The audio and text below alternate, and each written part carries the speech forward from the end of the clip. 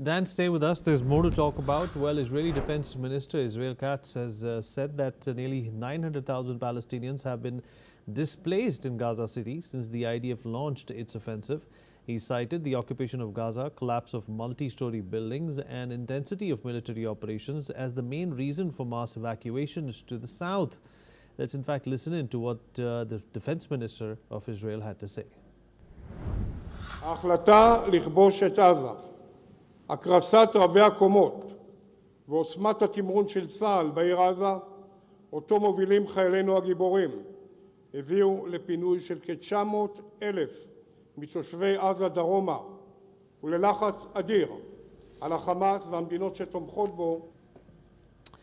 All right. Meanwhile, Germany says it will strongly support U.S. President Trump's Middle East peace plan, calling it a unique opportunity to end the two-year conflict between Israel and Hamas.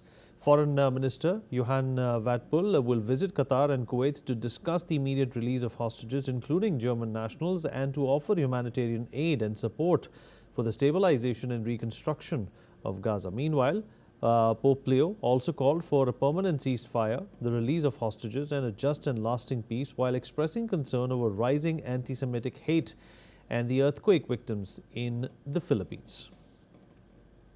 All right, Dan Perry, World Affairs analyst, still with us on the broadcast. Dan, do you really think that this is, once in a lifetime opportunity between Israel and Palestine? Such opportunities have come by in the past as well. Bill Clinton, I remember, was working on something similar, didn't fructify. Jimmy Carter tried to do something similar with Yasser Arafat and the PLO. It did not fructify. The two-nation solution is also something which is out in the open for discussion. Instead of clearing out all these symptoms, it's important for world leaders such as Donald Trump to get to the bottom of this issue. No, I don't think this necessarily leads very quickly to a two-state solution. Not at all. This is an important opportunity to end the war, and that's achievement enough.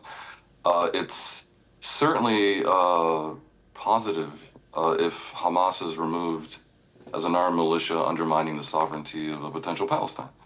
So the removal of Hamas, the weakening of Hamas, the weakening of the axis of resistance, so-called Iranian-backed axis of resistance, all these militias all over the region that have been somewhat thrashed in some cases, like Hezbollah in Lebanon, all this is good.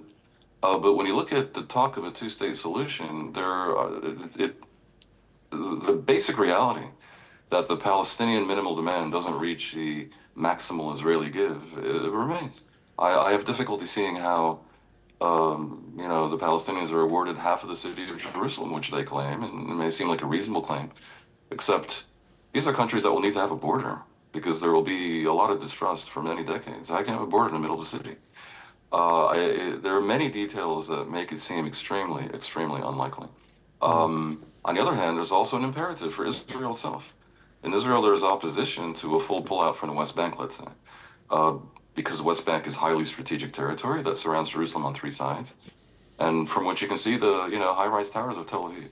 And if that area were to be taken over by Hamas or by ISIS, that's bad. How to assure that it wouldn't be is extremely difficult to conceive. So they claim they need it for strategic defense purposes, and that claim is not ridiculous. On the other hand, the combined territory of Israel, Gaza, and the West Bank has 15 million people, equally divided between Jews and Arabs, almost exactly. And if Israel insists on keeping it, for this legitimate strategic reason that I cite, basically its smallness,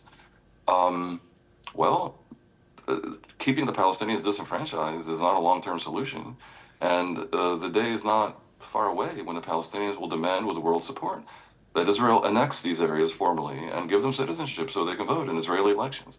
And the road from that to a democratic takeover of Israel by the Palestinians and a renaming of it Palestine is also pretty visible. So there's no great options here. And this,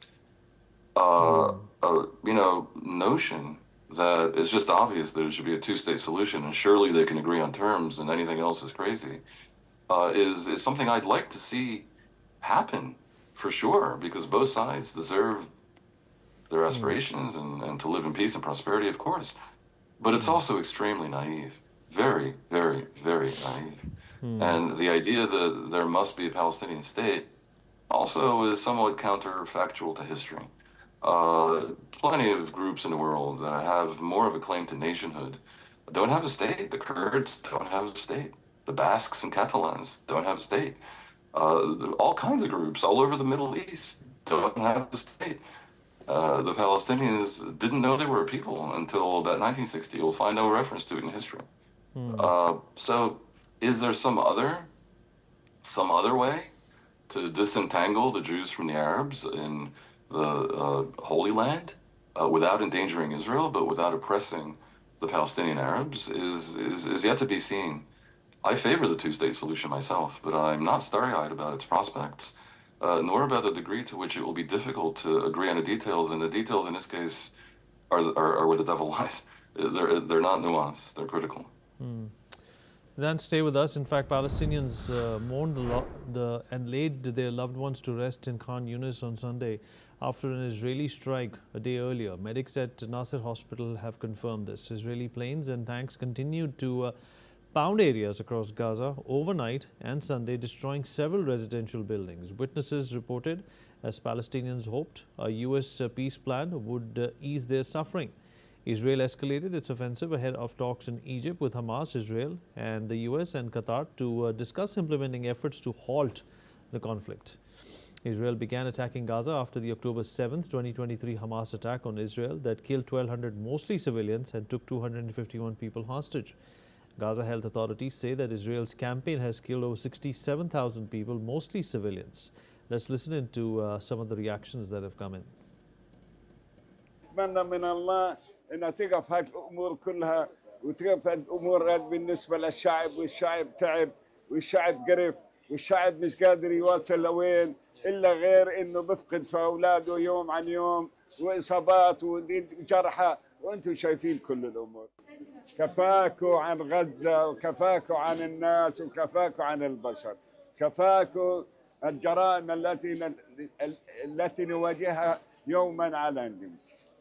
وجه للعالم كمان وللعرب وللمسلمين اصحوا من نومكم اصحوا من نومكم القدس للجميع والإسلام للجميع وحسبي الله ونعم الوكيل. Well, the head of Hamas's negotiating delegation